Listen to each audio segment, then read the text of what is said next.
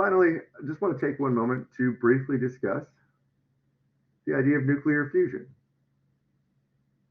So fission reactions are pretty well understood, and we can use them to generate power.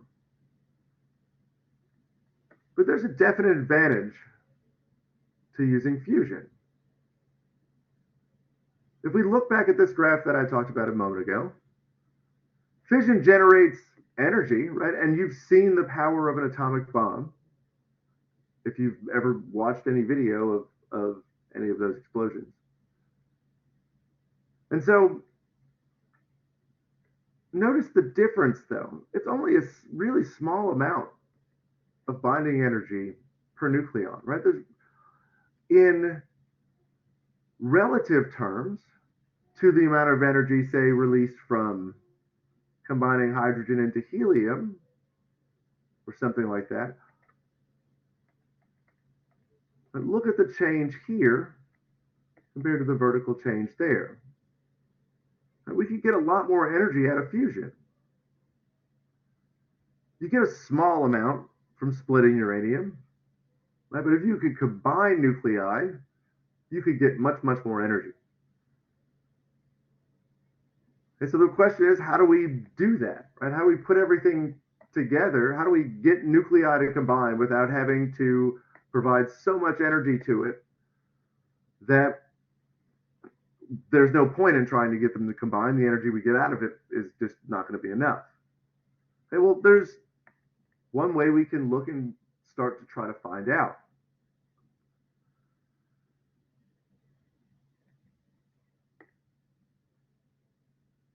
We have a perfect example of nuclear fusion just a couple of million miles away in the sun. The sun, in every moment, processes billions of hydrogen atoms into helium. And by doing that, releases huge amounts of energy.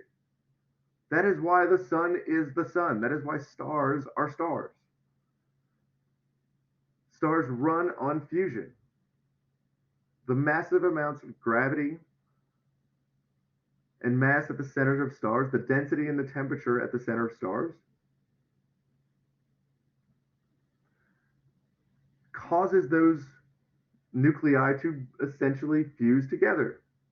And when they do that, they release energy. That process occurs in every single star that you look at. Almost every single star you see in the sky is just burning hydrogen into helium.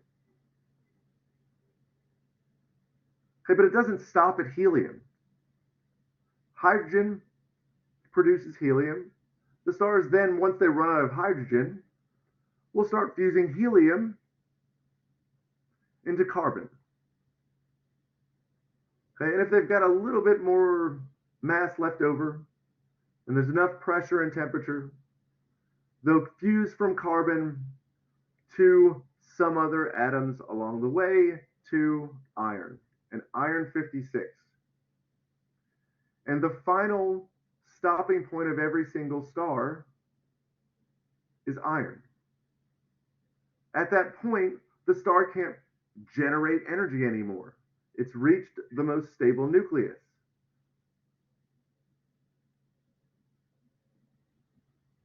And so that's the point where the star will essentially die. And there's a lot more we could talk about along the way. But beyond that, when the situation is correct, without going into too much detail, some stars will then supernova. They'll explode. That giant explosion will fuse everything from iron and above. Those giant explosions are what generate all of the heavier elements. Everything that's above iron on the periodic table, unless fused in some other way, which they're really not any other way, except human intervention.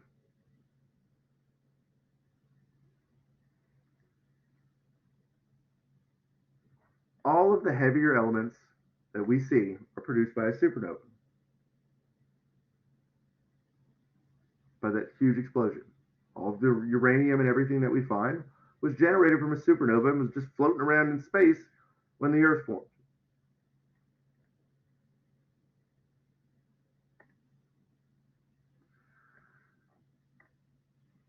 So one thing that people often confuse as well is that there are different types of atomic bombs, if you will.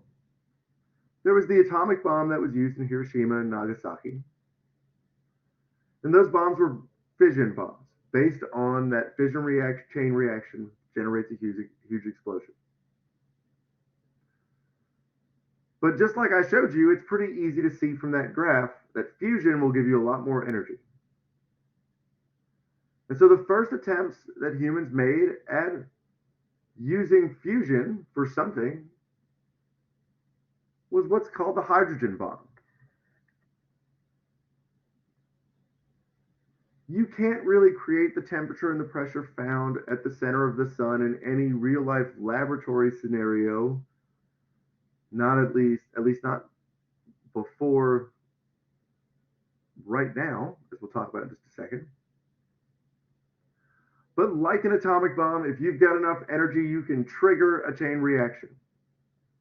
You can get it to start fusing, and once it starts fusing, well, you've got enough energy then because it's going to make all the energy it needs by itself. And so what happened is that after you have those general fission bombs, there was an upgrade to what are called hydrogen bombs. And you put some reservoir of hydrogen gas or something like that inside of a regular old atomic bomb. That regular old atomic bomb gives you the temperature and pressure that you need to then ignite a fusion reaction in the hydrogen. And the fusion reaction in the hydrogen sets off an enormous explosion. These are way, way bigger than the ones that were ever used on people. Way larger explosions.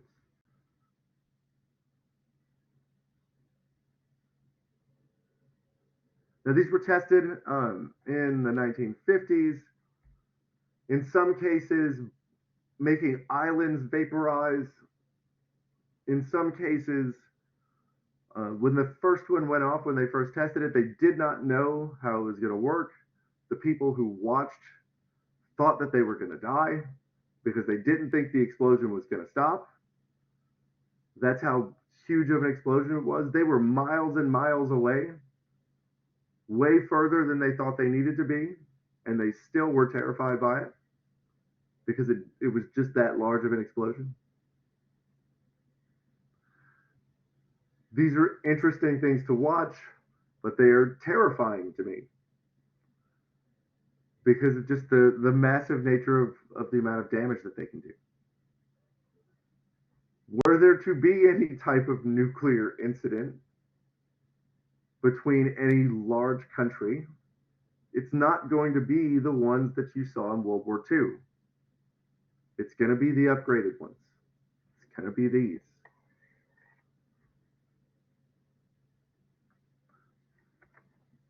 That's just the new technology, I guess. And it's scary.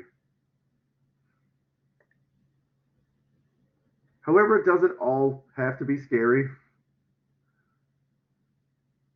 Because even though we've stopped testing those bombs, they don't use them anymore. We've made treaties to stop using them. Like countries like North Korea don't fall in those categories. But in general, those types of tests have ended, and people recognize how much of a problem those types of weapons are. And a lot of them have been dismantled over the years. But there's still a lot that are still around. But the weapons aren't the key to fusion, right? The idea is we can still try to use fusion as a power source, just like we use fission as a power source.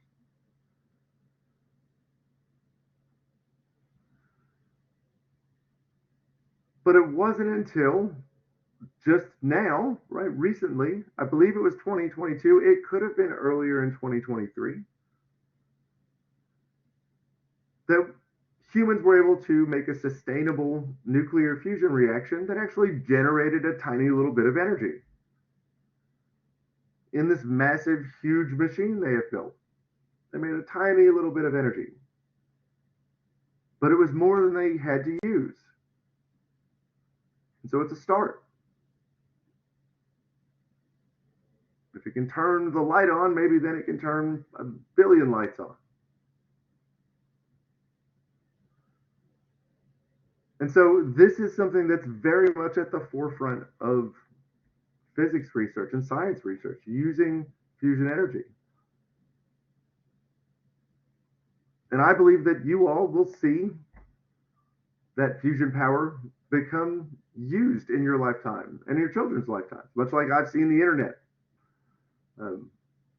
From when I grow and how it's changed the world. Fusion power would change our ability to supply power to things and what we could do with that type of power.